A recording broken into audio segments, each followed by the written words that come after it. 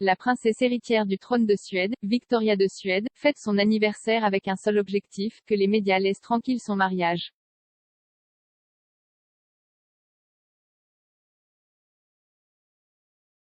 Le 14 juillet 1977, il y a 45 ans, la monarchie suédoise donnait naissance à son héritière officielle, la princesse Victoria.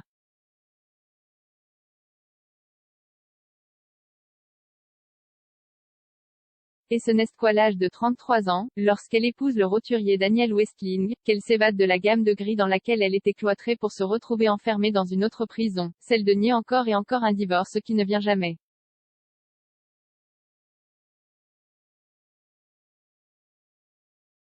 Comme si elle était déterminée à devenir l'incarnation suédoise de Charlène de Monaco, l'histoire du chagrin royal de Victoria de Suède contient des détails identiques à la trajectoire descendante de la femme de Monaco.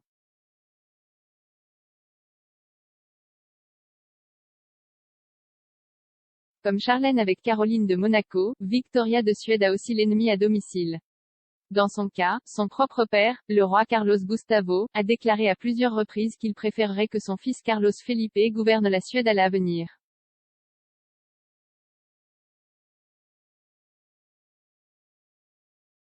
Au cours de ses 45 années de vie, il y a également eu des problèmes de santé qui ont éloigné la princesse suédoise de ses obligations royales.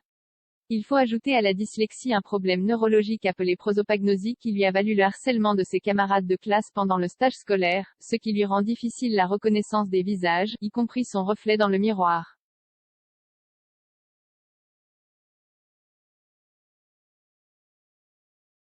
Là encore, comme dans le cas de la princesse monégasque, ce sont les problèmes physiques combinés aux problèmes psychologiques qui l'ont éloignée plus longtemps des projecteurs et de la cour suédoise.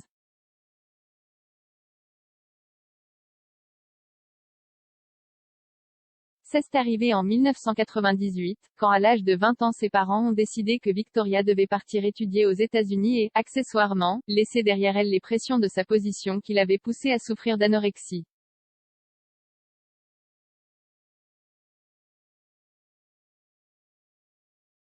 Mais la tâche principale à laquelle Victoria de Suède a voué son existence et qui la lie le plus à Charlène est, sans aucun doute, son rôle d'épouse de Daniel Westling.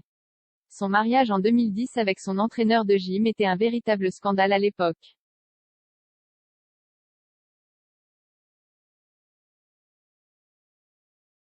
Au fil du temps, le roturier Daniel Westling est devenu un prince Daniel acceptable avec les cheveux lissés en arrière et sans la queue de cheval et les chemises sans manches qu'il portait lors de sa cour avec la princesse héritière.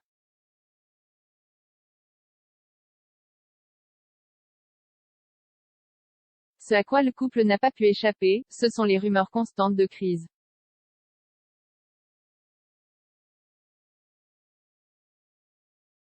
Même la naissance de leurs deux enfants n'a pas réussi à tromper les tabloïds suédois qui cherchent périodiquement des indices sur une crise du couple destinée à diriger leur pays.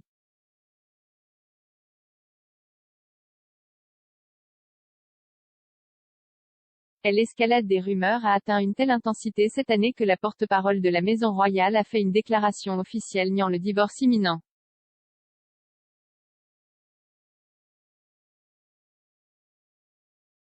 Mais comme cela arrive à Alberto de Monaco et Charlène à chaque fois qu'ils apparaissent dans leurs médias de confiance en déclarant qu'ils sont amoureux, et surtout tout au long de l'année écoulée, il n'y a aucune déclaration officielle qui éloignera la presse d'une rupture juteuse et d'une rumeur dramatique. Point.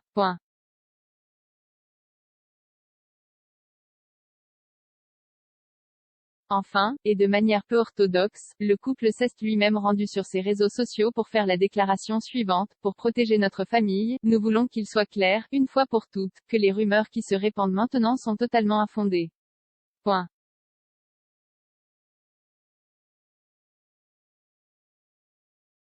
Mais ce que le compte Instagram de la princesse a tenté de faire taire s'est rallumé à peine une semaine plus tard, lorsque le couple a été surpris par des photographes avant d'entrer dans un événement en train de parler d'une manière manifestement tendue, et que la rumeur a recommencé à rouler sur la séparation.